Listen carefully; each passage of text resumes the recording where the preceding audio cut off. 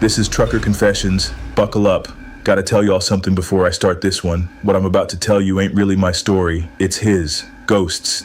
This is the way he told it to me much later, back when he finally trusted me enough to hand the whole thing over instead of just pieces of it between cigarettes. I'm telling it the way he told it to me. Best I can remember it. But first, I gotta let y'all know how we even got to a conversation like this in the first place.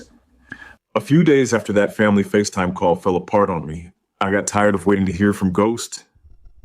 Bug's voice was still in my head too, asking me if I was good, asking if something got me stuck. So I did something I have never once done for another man while being alone on this road. I started asking around, seeing which truckers had crossed paths with Ghost lately. Called up a dispatcher buddy I know out of Little Rock, asked if he knew anybody hauling under the handle Ghost. Took 2 days and 3 favors I'll be paying off for a year, but I got a route number and a truck stop. He was going to be outside Shreveport where he was supposed to be gassing up his rig on a Thursday. Drove 4 hours out my own way just to be standing in that parking lot when he pulled in. Told myself the whole drive I could still turn around, but I never once slowed down.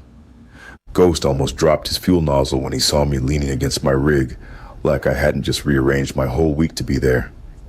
I had to hold in my laugh. He said, "You lost? 'Cause last I checked, Shreveport ain't exactly on the way towards your usual route." I grinned. All my teeth were for sure showing. No, I found exactly who I've been looking for.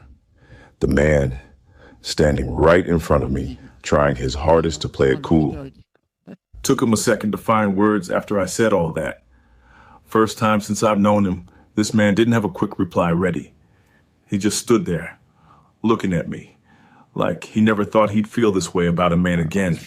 We ended up sitting on his truck tailgate, engine ticking as it cooled, gravel still warm under our boots from the day's sun, sky going orange over the fuel pumps behind us. That's when he finally told me his story. Said his daddy drove trucks for 30-some years, and Ghost grew up in the passenger seat before he ever grew up anywhere else. Learned to add and subtract doing mileage math. Learned geography, one exit sign after another. Learned what love looked like watching his daddy come home every 10 days smelling like diesel and cigarettes. Tired in a way that somehow still looked like peace. Said there was a man he loved once. Back before people started calling him Ghost. Man named Wade, from what I understood. He wanted Ghost to take a local truck route, something with a schedule, something that brought him home every night instead of every 10 days. Ghost tried it at first. 6 months of a route he hated. A bed that felt too still. 4 walls that felt more like a box than a home ever should. Said he drifted back out onto the long-haul routes without really discussing it with Wade. Same way a man drifts back to a version of himself he already knows too well. Told himself it was temporary. By the time he circled back around, Wade had already decided to move on and didn't leave room open for him anymore. Found somebody who, actually, wanted to build a home. Ghost said he couldn't even be mad about it, telling it to me. Man wasn't wrong to want somebody who showed up. That's when Ghost said he was never going to be still long enough for a man to box him in again. Things would be easier that way. Now the name Ghost made more sense. He decided to get gone before anybody got attached enough to ask him to stay. Told me his grandmother raised him half the time on account of his daddy being gone so much, and that little wooden rosary hanging off his mirror was hers. Only thing he kept when she passed. Said some nights out here, it's the only thing that still feels like somebody's watching out for him. There was a second, right in the middle of telling me all that, where his voice choked up on the word grandmother, and he had to stop and look off at the highway a minute before he could keep going.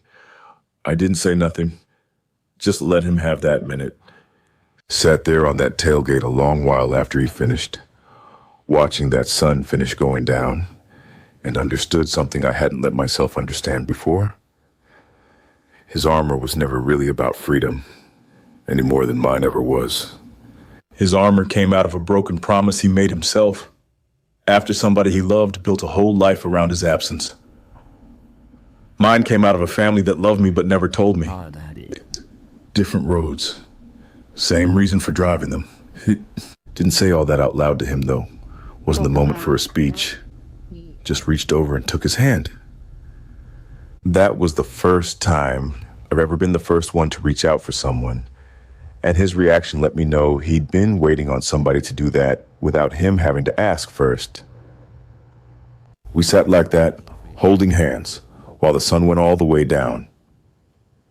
Two grown men holding hands on a tailgate outside Shreveport, like neither one of us had spent our whole lives running from exactly this moment. Y'all know how the rest of that night went, the same pull that's had us wrapped up in each other since episode 1, so I'll leave the details right there. What I will tell you is we ended up in the back of that truck, under more stars than I've seen in years. And by sunrise, I was still there. First time in 6 years, I didn't wake up already reaching for my keys. He handed me his life story that night, and I didn't run from a single word of it. Held it like it was mine to keep too. So that's when I knew this thing between us wasn't going anywhere.